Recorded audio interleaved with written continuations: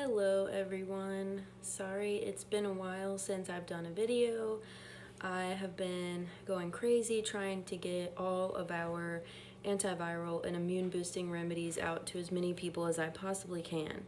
But we are going to be focusing super heavily on sort of kitchen witchery, if you will, at home preparations, things you can forage in your yard, things that you can make at home very cheaply that you can really help like spread and last and really get the most from. And I know I've already talked about this a little bit, but bone broth is our absolute favorite way to do that. So I've got a pretty giant pot of bone broth going right now, and just wanted to talk to you all a little bit about what that looks like. We have some incredible meat farmers near us that we went and purchased a lot of meat from to put in the freezer to get us through this time. And while we were there, we also got 2 large bags of bones. And I think I've mentioned this before, but you can get them from meat farmers, you can get them from a butcher nearby. And if you don't have either of those, I bet you could get on a Facebook group in your area and track down someone who's processing animals. Bone broth provides us with so much. It's really just incredible. The collagen that makes the broth super gelatinous is really, really, really, really, really incredible for the stomach lining, the digestive tract, the skin, hair, nails even. Really incredible stuff. So basically when we first got our 2 bags, because we like to make a big old batch at once and freeze it, we took all the bones, we laid them out on 2 sheet trays, baked them in the oven at about 375. You can go a little higher if you want. Really your only goal with this is to get that nice roasty flavor instead of just like a raw bone flavor in the broth. It really makes it super nice. And at that point you could totally throw some, I'm trying to remember what we smoked it with last time. We took some cedar branches, I believe, and lit the tips of them and put them in the oven and let it infuse with smoke a little bit. Get creative here. You can rub them down with seasoning if you want to. But when you roast them, you're going to get that first layer of marrow from the inside of the bones is going to seep out onto the bottom of your pan. So what I do after I pull them out, and again, you're not trying to cook them thoroughly or anything. We're just wanting to get that fat melted off, get that nice roasty flavor. When you pull them out, grab some tongs, or you could wait for them to cool, but I like to do it while it's hot so I can pour that marrow off. So I get some tongs, pull them off, plop them in my giant pan. Then when that pan is empty, you're gonna have that nice layer of marrow, and you're going to pour it into a jar. This first pour is the tastiest. So this we will separate and not call it tallow. We are gonna call it marrow. And that is like a really good bone. You hear of bone marrow butter. You go to a fancy restaurant and you eat bone marrow. It's incredible on toast. It's incredible like to cook potatoes and things in. It is so good. So now that you've got your bones in your giant pot, I like to double with water. So if I've got my bones filled up this much, I'm going to hit it with water this much. And we do a 48-hour, sometimes even 64-hour simmer. And let me show you our big old pot over here. So this is a 5-gallon. This is what it's looking like in there. I put it on 1 overnight, and it's not really doing much, just keeping it warm. And then during the day, I turn it up to 2, and that's what it looks like at 2 right now. And what I'll do is the first day, I'm going to let it simmer down until it's just covering the bones, and then I'm going to add another wash. And you don't necessarily have to do that, but we get double the amount from it. It's still going to be a really nice gelatinous broth, and that's just the method that we really have enjoyed. Now, I believe I've talked about this as well. Actually, I don't know if I have the bag down here with me, but we make a really nice herbal sipping broth, and this is a good option if you are vegetarian and you don't want to make a bone broth. But it's also a really nice savory tea, if you will, a good way to get some nettle, some oregano, some shiitake, oyster, trumpet, lots of mushrooms in there. But we also add that to our bone broth to make it a really nice, nutritious broth. And it actually makes it the flavor even better because you get that nice umami flavor from the little bit of seaweed that I put in there, the mushrooms, the nettle, and the oregano. At this point, you can add any seasonings that you'd like. If you don't have our broth, maybe you do have some rosemary, some thyme, some oregano, some dried mushrooms. If you don't keep dehydrated mushrooms at home, I would highly suggest it. It's a really great way to boost up a meal and broth. So at this point, we're just letting it simmer down with all those nice herbs in there and really creating a delicious medicinal broth.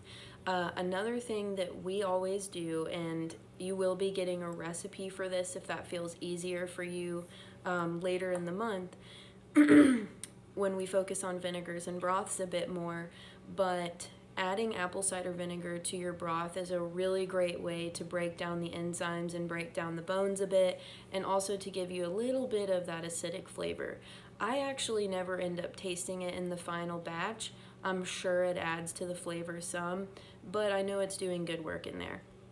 So this time of year, now that we've got all these incredible spring greens outside, instead of just pouring apple cider vinegar in there, we keep a pretty big jar of apple cider vinegar in the kitchen, and every time we go outside foraging, we grab some chickweed, some cleavers, some cress, really any of the wild edibles that are out right now, and infuse them into that vinegar. So then when we're adding vinegar to greens, food, broths, you're getting a really nice nutritious vinegar in there. So, getting your medicinal herbs and nutrition in wherever you can is always a great idea. So at this point, I'm going to let this simmer for another day. I will show you all what it looks like after it's been strained, when we pour it into the jars, and how we separate the fat. When you are separating fat from something like this where you've added seasoning and flavor, this is not a tallow that you are going to want to rub on your body, but it is an incredible animal fat to cook with. So stay tuned. All right, folks, so our broth has been going for 48 hours with the first amount of water that we added to it. And what we like to do at this point, I think, is a little bit different than what most people might do. But our reason for doing it is a few things. One, we want our broth now. And two, we want to make sure that we get that perfectly gelatinous broth. And in order to make sure of that, we don't want to risk there being too much liquid in there. So what I like to do at this point, now that the broth has gone 48 hours and it's reduced quite a bit, I strain that off. And then I keep the bones and all of the herbs, everything I've strained off of it, and I put them back in the stock pot. And then I cover them with more water, about as much as I started off with, actually. And I let it go again for 48 hours. And typically, after I pour that off, it is thick enough that we end up just mixing them both together. But at that point, if your second go doesn't get nice and thick and gelatinous, that's fine. Use it sooner. Give it to your animals. I'm sure you can find many other ways to use it. But when our bones are still perfectly hard and there's still the fat that hasn't quite liquefied, for example, let me find you a piece. This will not be pretty, but you'll get the idea. So this fat here, and you can see some still attached to the bone here, that should really not be there anymore. It should have enough time to steep that all of the fat and cartilage and everything comes off the bones and really disintegrates into the water. So I've gone ahead and poured my first batch off. I'm going to put all of this back in my pot, cover it again with water, and let it reduce probably for another 48 hours. You do not have to do this step. This is just preference for us. We love broth. We really like to have a lot of it. We eat it. We give some to the pups. And really there's just so many uses for it. Like if your second round was too liquidy, you could use it to cook noodles in. You could use it to braise meat in. The same things that you would use your nice gelatinous broth for, except you maybe wouldn't use this as your broth to just sip on for the health benefits. So I'm going to bring you over to where we have strained the first round of broth.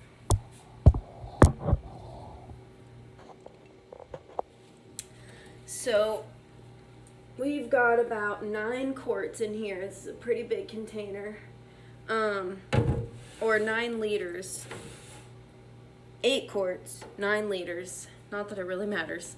But what I want to show you is, do you see that very thin line of separation at the top?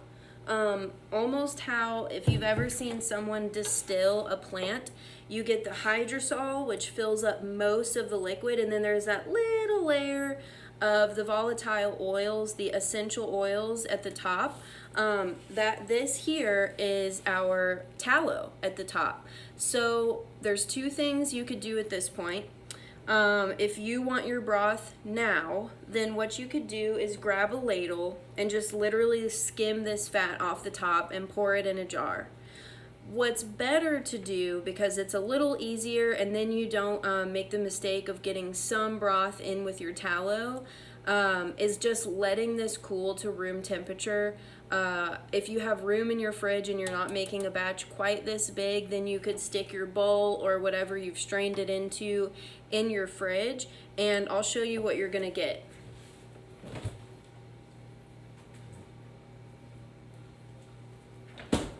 This is from a roast that we made the other night, and there's this really nice fat layer of tallow on here. If I stuck my finger in this, broth would come out of it because there is broth and stewed meat under here. But essentially what's going to happen if you stick this all in the fridge is that fat layer that I showed you on the top is going to turn out just like this, pretty hard. And at this point it's really easy to just take a knife or a fork or whatever and cut it across and then just scoop that layer off and melt it into a jar. And I'll show you what that looks like too.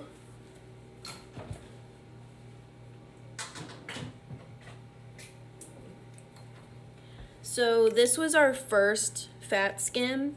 I think I mentioned in the first video that after we roast the herbs in the oven, we pull the bones off of the tray and then pour that first layer of tallow in here. So this is exactly what this is going to look like. It might not look quite as pretty and clean and pure until you filter it, because at this point you've added all your seasonings and whatnot.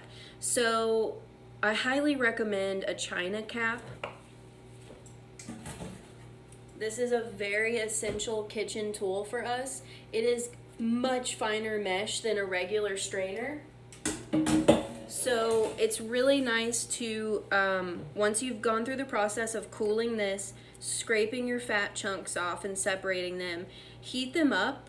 You can put them in the microwave, you can put them in a double broiler. Maybe if you live in Tennessee, it's hot enough outside. And then once it's liquefied, you're gonna pour it through cheesecloth or a fine mesh strainer to make sure any of the little chunks of seasoning or broth or whatever is out, and then you have this beautiful, nice, clean, self-preserved tallow that you can cook with. So this is one of my favorite things about broth, is just the abundance of it. It creates such a bounty. I'm really excited to show you all tomorrow how many jars we get out of this, of both broth and of fat. And then My favorite step, well, not my favorite, but the dog's favorite, which makes me really happy, is after we've done our final wash of broth, the second 48 hours, we strain that out, we pull our bones off. At that point, the bones are still going to be a little bit greasy. They've maybe got some moisture on the inside of them. So what we do is put them in our oven. Our oven has a dehydration setting. If you have a dehydrator that can fit that many bones, that's great if your oven has it. But if not, you can actually just stick them in the oven at a low temperature, about 160 degrees, overnight, and that should really dry them out. That way you don't risk them molding.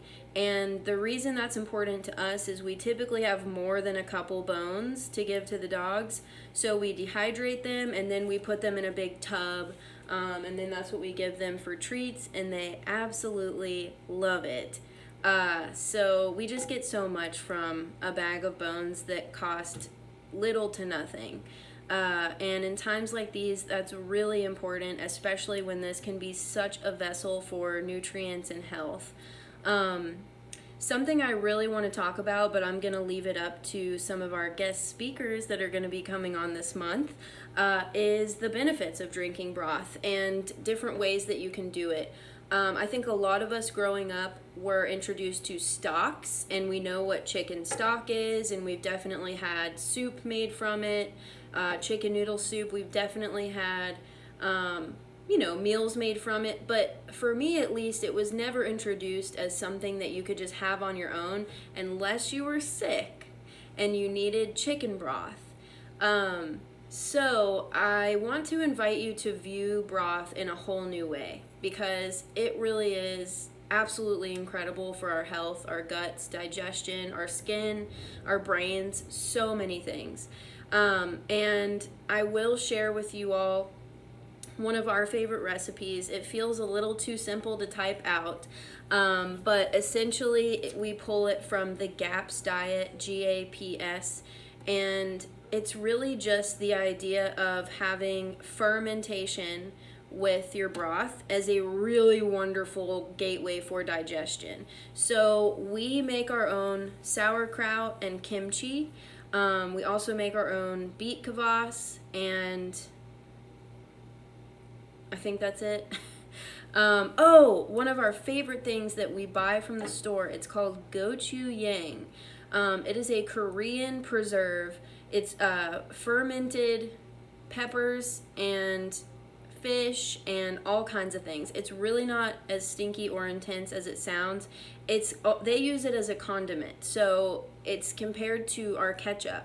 That said, it's not strong. It's really wonderful. Very similar to using a miso paste or a koji. Yeah. Really good. You can get it online. Most health food stores, most international markets have it. And so one of our favorite things to do is to make ourselves some broth. If you've got some homemade sourdough, that too. And then we either pour some sauerkraut juice in there, some kvass, or some of the gochujang, and stir it up in there, and it is so freaking good. And really this winter, that was something that we just all lived off of, because one can only drink so much tea and coffee, and I sure as heck pushed the envelope with that one. So that's what made me come out with our herbal sipping broth in the first place, was I was constantly wanting something warm and savory, not necessarily hungry enough to make a whole meal, but just wanted that satisfying, warm, nutrient-dense thing. And the sipping broth was a nice, quick, easy way to do that in between bone broth. But the bone broth is wonderful because it's filling. It's so good for you. It satisfies that craving. So when we have broth around, it's really nice, because then when Augustine is getting really snacky for no reason, when I'm getting really snacky for no reason, in between meals, we make a cup of this and we're totally satisfied, and it's so good. So stay tuned for more information on the benefits of broth for digestion and really just overall vitality. I hope this has been helpful. I will do another part tomorrow just to show you all the final products and what we do with them at that point. But yeah, bye for now. Hey folks, we are back for the last part of the broth video here. At the end of the last video, I was discussing how we would be pouring the broth, waiting for it to cool, and then separating the tallow off the top. So basically what's happened overnight is we poured our tallow into all of our jars. We're letting it get nice and thick. It's already pretty gelatinous, and it's probably going to get even thicker over the course of today. We got about 18 quarts of broth. That is pretty awesome. That's going to last us a really long time. We're leaving 10 quarts out, and we've got the other 8 in the freezer for future meals, for thawing out whenever we need it, etc. And so basically this is what all the jars looked like before I pulled the tallow off of them. The fat rises to the top and creates this solid fat cap. So what I've gone and done was sliced it and pulled it out of the jar, as you can see, like that. And I'll show you the other part of the process. Looks like I need to turn my broiler down. I've got a little double broiler situation set up right here where I've been putting the fat caps, and they have been, let me grab a spatula, liquefying. So that's all of our fat caps right here. And once they're fully liquefied, I will be pouring them through a strainer into a jar. And once we've got them strained and in a jar, we will have another delicious jar of tallow. And I wanted to show you all this jar as well, because I think if you watched our first tallow video, you learned that there are a couple different ways to render tallow. This tallow in particular was rendered for skincare, so we took just the fat of an animal. We really like to use deer fat because we have a lot of it from hunting and from our neighbors hunting. Occasionally fresh roadkill. If someone we know has accidentally hit a deer, then we will go and pick it up. And so that's why this one is really nice and light, whereas rendering the tallow from the top of a broth where you've seasoned the bones, you've roasted them, you've cooked them down with maybe some herbs, some spices, etc., it's probably not going to be so milky white. I also made a really nice roast last week, and after we took it out of the crock pot and put it in the fridge, the fat cap from that separated. It was pretty darn thick. So I've got that rendering in this pot too. And I bring that up just to say, when you're pulling tallow from a broth that you've made or a roast that you've made, that tallow is going to be exclusively for cooking with. Cooking with animal fats is pretty life-changing. I will be posting more information on the benefits of both cooking with animal fats and incorporating broths into your diet here soon. This video is really just to show you how to do it, but it's really been incredible for our family. I love having like pre-seasoned tallow and animal fats around ready for us to cook delicious meals with and reap all those benefits from. So we will be sure that after we've rendered this tallow, we will write cooking tallow on top. Nobody messes with my skincare tallow. So luckily we have a china cap, which is really fine mesh, and we also have this handy little reusable coffee filter that's also extremely fine mesh. Like, there is no way anything is going through this. But if you only have a regular strainer where you can see that the holes are not very tight, I would recommend putting a piece of cheesecloth over it, so you get a really nice fine strain. You can also get nut milk bags if you don't have a strainer, and kind of stretch it around your jar and pour it through and then wring it out. Those are really nice. But yeah, this is really the end of the video. Please let me know if you have any questions. I will be posting information all month long about broth. We will be posting a zine pretty soon written by some of my favorite people that are absolute broth lovers, and that's where we will really be going into the benefits of bone broth and cooking with animal fats and all that good stuff. So thank you so much. I hope you're making broth at home and enjoying the videos.